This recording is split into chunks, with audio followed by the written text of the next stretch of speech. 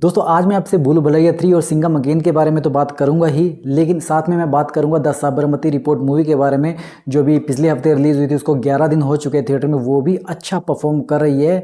तो सबसे पहले बात करते हैं भूल भुलैया 3 और सिंघम अगेन के बारे में। भूल भुलैया 3 और सिंघम अगेन को 25 दिन थिएटर में हो चुके हैं। जैसा कि कल मैंने आपको बताया था कि 22वां दिन ऐसा दिन था इन दोनों मूवीज़ के लिए जहाँ पर इन दोनों ने सबसे लोएस्ट कमाई करी थी। 22वें दिन में सिंघम अगेन ने 80 लाख रुपए कमाए थे और भूल भुलैया 3 ने 1 करोड़ 40 लाख रुपए कमाए थे। लेकिन अब इनके लिए सबसे ख़राब दिन जो हो चुका है वो 25वां दिन है, जिसमें इन दोनों मूवीज़ ने सबसे लोएस्ट कमाई करी है। 25वें दिन के कलेक्शन की बात करें तो भूल भुलैया 3 ने सिर्फ 86 लाख रुपए कमाए, और ये पहली बार है कि भूल भुलैया 3 का कलेक्शन 25 दिनों में 1 करोड़ रुपए से नीचे गया है। वहीं बात करें सिंघम अगेन की, तो सिंघम अगेन का लोएस्ट कलेक्शन अब 51 लाख रुपए हो चुका है।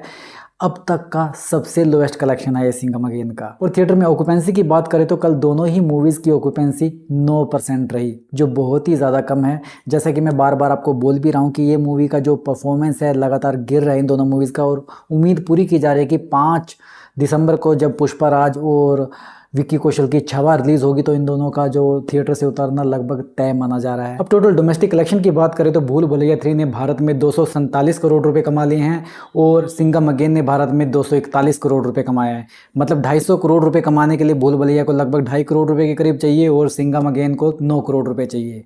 सिंघम अगेन के लिए 250 करोड़ रुपए कमाना अभी बहुत मुश्किल लग रहा है। हालांकि भूल भुलैया 3 का इस वीक 250 करोड़ रुपए कमाना तय माना जा रहा है। बात करें इनके वर्ल्ड वाइड कलेक्शन की, तो भूल भुलैया 3 ने पूरी दुनिया में लगभग 374 करोड़ रुपए कमा लिए हैं, जबकि सिंघम अगेन का जो कलेक्शन है 364 करोड़ रुपए है। जहां भूल Bhulaiyaa 3 already super duper hit हो चुकी है, वहीं पर सिंघम अगेन को 10-11 करोड़ रुपए और चाहिए अपना बजट रिकवर करने के लिए, क्योंकि इसका बजट जो है 375 करोड़ रुपए है।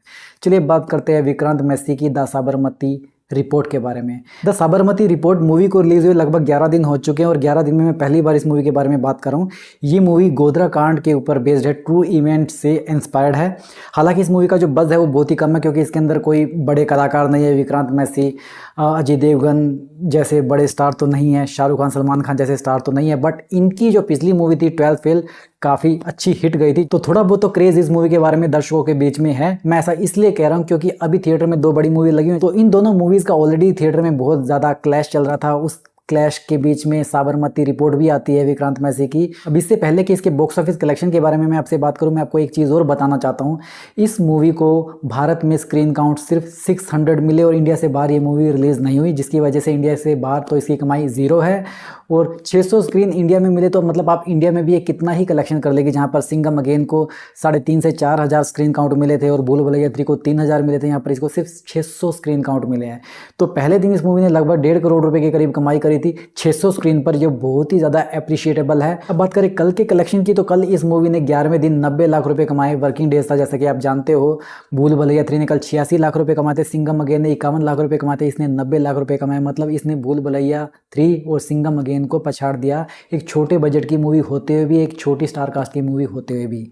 अगर बजट की बात करें तो द साबरमती रिपोर्ट का जो बजट है 50 करोड़ रुपए है, और इसने टोटल अब तक भारत में लगभग 20 करोड़ रुपए के अराउंड कमाई कर लिया। इस हिसाब से अगर सोचें तो 50 करोड़ रुपए का बजट करना इस मूवी के लिए बहुत ही ज़्यादा मुश्किल लग रहा है। लेकिन अगर इसको 12 फेल से कंपेयर किया जाए तो इसका जो कलेक्शन है उसके हिसाब से बिल्कुल स्टेडी सेम ही चल रहा है। 12 फेल ने पहले हफ्ते में 13 करोड़ रुपए के अराउंड कमाई करी थी, इसने 11 करोड़ रुपए की कमाई कर ली है।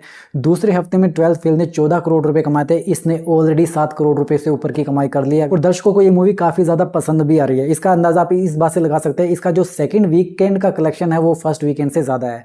फर्स्ट वीकेंड पे इस मूवी ने लगभग 6 करोड़ 30 लाख रुपए कमाए थे, सेकंड वीकेंड पर इस मूवी ने 7 करोड़ 10 लाख रुपए कमा लिए हैं।